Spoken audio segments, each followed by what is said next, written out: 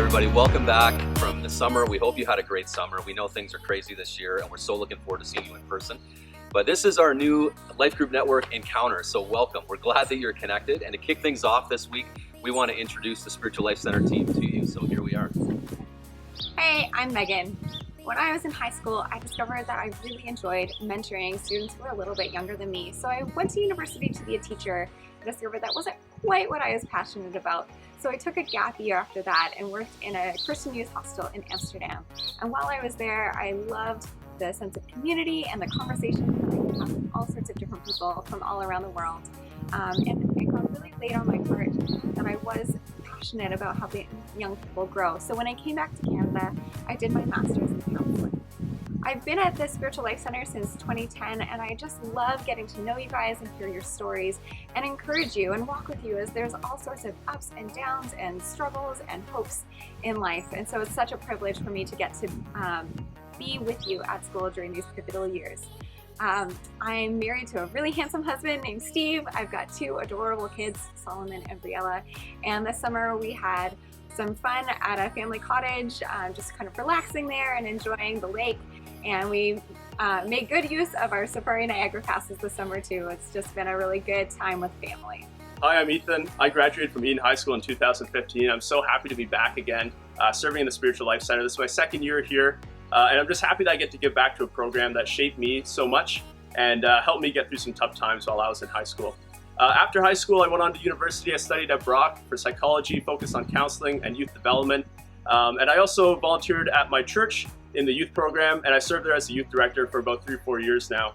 And I've really enjoyed youth ministry. I'm so happy that I get to do that every single day and walk with you guys every day of your high school experience for all 4 years. And yeah, a little bit about me. I really love longboarding. I have an amazing wife named Jill. We get to go on hikes all the time. I have some awesome nephews. You'll see some pictures of them, and we got to go on some hikes this summer. And we also got some time up at the cottage, and it was just a great summer just to relax and hang out with some family. So yeah, like I said, just really excited to be here. And yeah, we'll see you in our life groups. Hi, I'm Alicia. I've worked in the Spiritual Life Center now for 18 years, and I graduated from Eden as well.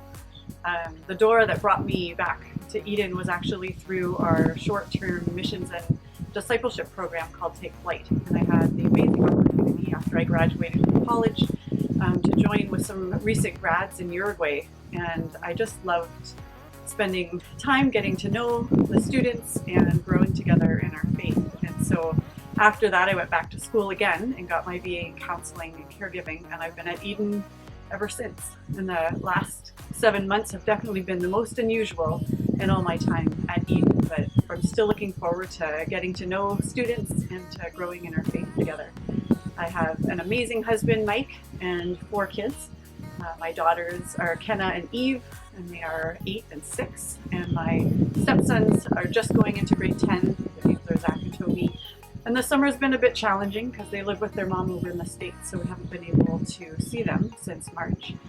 But we made the most of it and spent lots of time at different beaches and visited Lake Huron a number of times, which was really enjoyable time to spend with family. And so I look forward to these life groups and getting to know all of you. Hey everybody, I'm John, and I'm the Spiritual Life Director at Eden, and I'm in my 12th year here, and I think 25th year of student ministry. So after starting at university at York, God stepped into my life in a big way and said, hey, I want you to go this direction, and wound up in student ministries as a youth pastor, and now in the SLC, and still loving what I do. My wife Cindy and I this summer, we did a ton of bike riding, and as a family we bought bikes, and that was kind of our thing to do. And I still kick my son's butt on a bike as well, which I'm kind of happy about. But my bike story actually involves a little side trip to Sherbrooke, Quebec, because there's a bike shortage in North America right now. So I kind of just decided I'm going to go to Quebec, where it's the only place I could find a bike. So I got up at 3:30 in the morning and made that 16-hour round trip drive to get the bike and come back. But it's been a blast hanging out with my wife and 2 sons, Riley and Dylan. Riley's at Brock now, and Dylan's in grade 12 at Eden High School. So super excited about the year. Really looking forward to seeing you all and meeting you and connecting through our life groups. So yeah, really looking forward to it. We'll see you soon.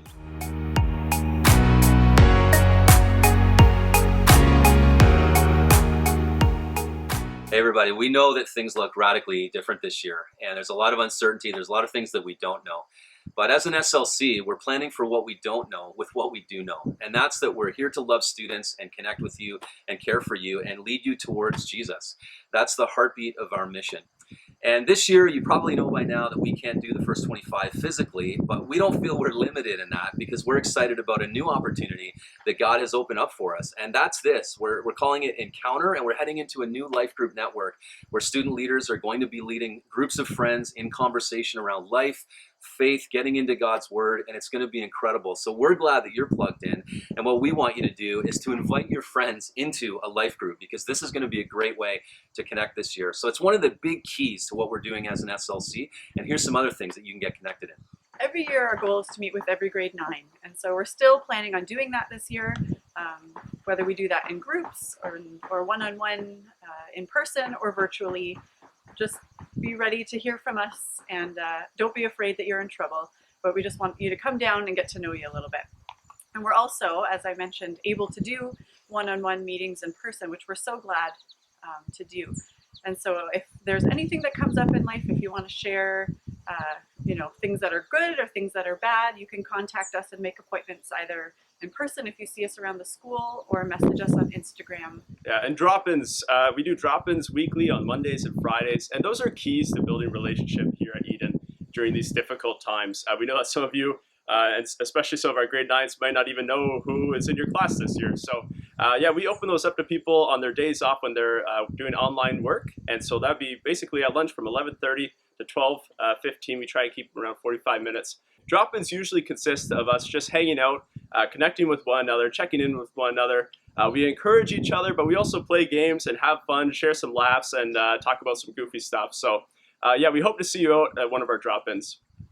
So we also have our guys group, The Foundry, and our girls group, Driven, that meet every Wednesday at 11:30 on Zoom. So if you happen to be home that week, we would love for you to join in.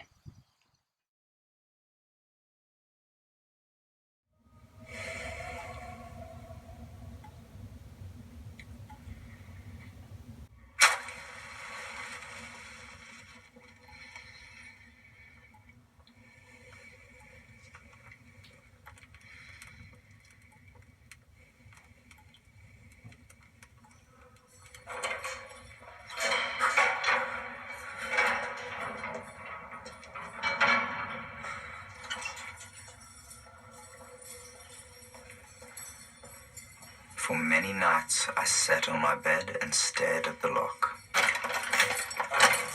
I tried 100 ideas in my mind, and then I tried 100 more. It sat there, staring back at me, every single night. And then it dawned on me, you don't have to know everything. You only have to know enough. Now quiet! You start with what you know, and you work backwards.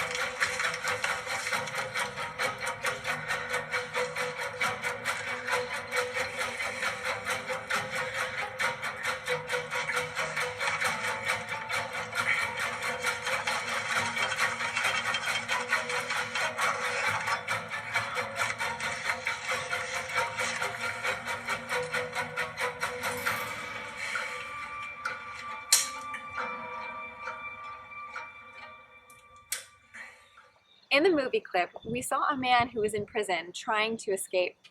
Obviously, he didn't have access to the guard's keys, but he started with the tools and information he did have to make a plan to escape. In the New Testament, there's a book called Acts, which records the events of the early church. In it, we find a story about Paul and Silas, who were missionaries. While they were in a city called Philippi, they met a demon-possessed slave girl who was a fortune teller and who earned her masters a lot of money.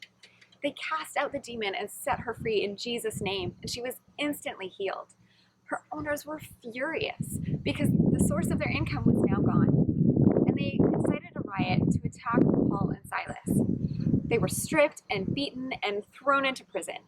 The jailer was given strict instructions to make sure they didn't escape, so he locked them up in the maximum security cell and put their feet in stocks. If you were Paul and Silas, how would you be feeling in that moment? I'll be honest, I probably wouldn't have the best attitude. I'd be feeling sorry for myself, and I'd probably be praying something like, "Hey God, I was doing something good. I was telling people about Jesus. I set a slave girl free from the demons tormenting her, and now her masters can't take advantage of her anymore. Why am I being punished for obeying you?" But Paul and Silas knew that despite their circumstances, no matter what happened, God was still good. He was still on their side. He had saved them spiritually, and the physical suffering was temporary. So, in the middle of the night, they were, while in prison, after being beaten up, they were singing hymns and praying to God. They were worshiping Him, and all the other prisoners were listening to them. Can you imagine what it would have been like for these other prisoners, what they were thinking? Like, why are these guys so happy? What do they have to rejoice about? If they could be filled with joy while in prison, I want to know why, because I want that too. I don't think Paul and Silas were necessarily even praying for rescue or for God to save them, or for their circumstances to change. They were worshiping God, period, no matter what. And yet while they were praying, God responded to their worship by setting them free and leading a whole bunch of people to saving trust in Jesus. For Paul and Silas, trusting in God's faithfulness and provision was key. It was what they knew to be true no matter what. So here are a couple of key questions that we want you guys to consider today. There are important keys to our faith. What are the keys that you know you're holding? Another question for you. There's a lot that we struggle with. So what keys do you wish that you had?